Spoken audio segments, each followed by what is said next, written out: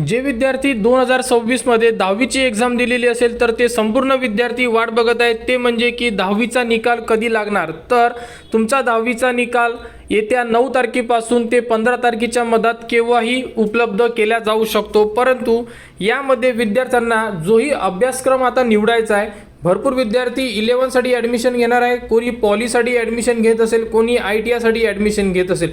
परंतु यासाठी तुमच्याकडे संपूर्ण डॉक्युमेंट्स, ॲडमिशन प्रोसेस संपूर्ण अपडेट विद्यार्थ्यांना माहीत असणं गरजेचं आहे। तुमचा 10वीचा निकाल येत्या आठवड्यामध्ये लागणार आहे, कारण याच्या मागचं रिझन असं आहे की 12वीचा निकाल लागल्यानंतर तुम्हाला संपूर्ण विद्यार्थ्यांना माहीत आहे तिथून 7 दिवस किंवा 8 दिवसानंतर तुमचा 10वीचा निकाल हा 3 वर्षाच्या रेकॉर्ड जरी बघितला तुम्ही लास्टवाला, तरी सेम टू सेम 7 किंवा 8व्या दिवशी तुमचा निकाल लागलेला आहे। आणि 10वीचा निकाल हा तुमचा 9 तारखेपासून कधी लागू शकतो, कारण 2 तारखेला हा 12वीचा निकाल जाहीर झालेला आहे आणि 12वीचा निकाल जाहीर झाल्यापासून जर 7वा दिवस म्हणजे 9 तारीख होते, परंतु 9ला पॉसिबिलिटी कमी आहे, त्यामुळे हा निकाल तुमचा 10 तारीख ते 15 तारखेचा जो वेळापत्रक देण्यात आलेला आहे, या तारखेमध्ये तुमचा निकाल लागण्याची दाट शक्यता दर्शवली जात आहे। त्यामुळे विद्यार्थ्यांनी हे लक्षात ठेवा की तुमचा निकाल तर लागणार आहेच, परंतु पुढील ॲडमिशन तुम्हाला ज्याही अभ्यासक्रमासाठी घ्यायची आहे त्याबद्दल संपूर्ण विद्यार्थ्यांनी माहिती घेऊन ठेवा, आपले डॉक्युमेंट्स रेडी करून ठेवा। तर बघू शकता, सर्वात प्रथम बघू आपण की ज्याही विद्यार्थ्यांना पॉलिटेक्निक करायचं असेल, कोणत्या विद्यार्थ्यांना ITI करायचं असेल किंवा कोणत्या विद्यार्थ्यांना 11 करायचं असेल, तर 2026-27 साठी यामध्ये सध्या 11th ॲडमिशनची प्रोसेस सुरू झालेली आहे। निकाल लागल्याबरोबर तुमची पॉलिटेक्निक आणि ITIची ॲडमिशन प्रोसेस सुरू होणार आहे, कारण की यासाठी तुम्हाला जे डॉक्युमेंट्स लागणार आहे हे या व्हिडिओमध्ये आपण डिस्कस करणार आहे। आणि 11th ॲडमिशनचे पार्ट 1 रजिस्ट्रेशन सुरू झालेले आहे, निकाल लागेपर्यंत तुम्ही पार्ट 1 रजिस्ट्रेशन करू शकता। पार्ट 1चे संपूर्ण व्हिडिओ या व्हिडिओच्या डिस्क्रिप्शनमध्ये दिलेले आहे, विद्यार्थ्यांनी भरला नसेल तर तुम्ही तुमचा पार्ट 1 भरून ठेवा। संपूर्ण बोर्डचे विद्यार्थी, ते महाराष्ट्र बोर्ड असो की CBSE बोर्ड असो, ठीक आहे। त्यानंतर इम्पॉर्टंट डॉक्युमेंट्स विद्यार्थ्यांनी रेडी केले नसेल तर अजूनही तुमच्याकडे वेळ आहे। जेही तुम्हाला आता 10 ते 15 दिवसाचा जो टाईम पिरियड आहे, या टाईम पिरियडमध्ये तुम्ही तुमचे डॉक्युमेंट्स रेडी करून ठेवू शकता। तर पहिलं डॉक्युमेंट्स तुमची 10वीची मार्कशीट, तर 10वीची मार्कशीट तुम्हाला रिझल्ट लागल्यानंतर मिळणार आहे, ठीक आहे। त्यानंतर जे विद्यार्थी कास्टमध्ये येत असेल, ती कास्ट कोणतीही असो, SC ST OBC VJNT SCBC, या प्रकारे जर तुम्ही कास्टमध्ये येत असाल तर तुम्हाला तुमची स्वतःची कास्ट सर्टिफिकेट पाहिजे आहे। 11thला तरी ॲडमिशनमध्ये ॲडजस्टमेंट होऊन जाणार, परंतु पॉली म्हणा किंवा ITI मध्ये तुम्हाला स्वतःची कास्ट सर्टिफिकेट लागणार आहे। त्यामुळे तुम्ही जर काढलेली नसेल तर स्वतःची कास्ट सर्टिफिकेट काढून घ्या।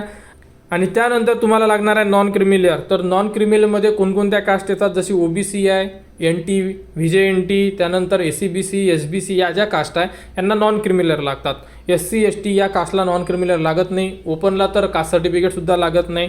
तर या प्रकारे आपली कास्ट चेक करा, आपल्याला कोणकोणते डॉक्युमेंट्स लागतात हे सुद्धा चेक करा। आणि ज्यांना कास्ट सर्टिफिकेट तर जेवढे कास्टमध्ये त्यांना लागणार आहे, ओपनला लागणार नाही, फक्त EWS असेल तर तुम्हाला EWS सर्टिफिकेट काढावे लागेल, ठीक आहे। नॉन क्रिमिलियर जेवढे आता आपण कास्ट सांगितलं, OBC VJNT SCBC SBC या जेवढेही कास्ट आहे त्यांना नॉन क्रिमिलियर लागते। तुम्ही तुमचे नॉन क्रिमिलियर स्वतःच्या नावाचे काढायचे आहे, तुम्हाला यामध्ये वडिलांच्या नावाचे वगैरे चालत नाही। तर नॉन क्रिमिलियर हे विद्यार्थ्याच्या नावाचे चालणार आहे, ठीक आहे। बाकी नॉन क्रिमिलियर कोणाचेही चालत नाही। त्यानंतर लागणार आहे तुम्हाला डोमेसाईल सर्टिफिकेट। तर डोमेसाईल सर्टिफिकेट हे A to Z कास्टवाल्या विद्यार्थ्यांना लागणार आहे, ओपनवाल्यांना सुद्धा डोमेसाईल सर्टिफिकेट लागणार आहे।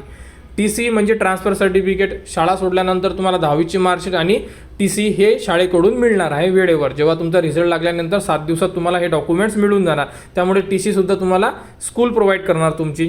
रिझर्वेशन सर्टिफिकेटचा अर्थ असा होतो की कोणी हँडिकॅप असते, कोणी अनाथ असते, कोणी काही स्पोर्टमध्ये काही रँक वगैरे असेल त्यांच्या, त्या प्रकारे जर तुमच्याकडे कोणतं रिझर्वेशन असेल, सर्टिफिकेट असेल, तर तुम्ही ते रिझर्वेशन घेऊ शकता।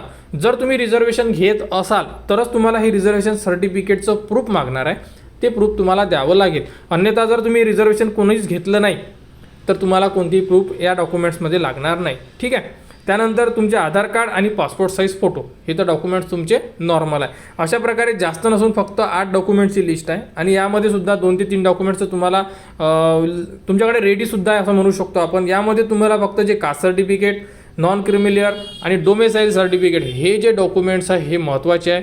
तुम्ही काढले नसेल तर काढून घ्या, कारण हे तिन्ही ॲडमिशन प्रोसेसची अपडेट आपल्या चॅनलवर तुम्हाला देणे सुरू राहणार आहे।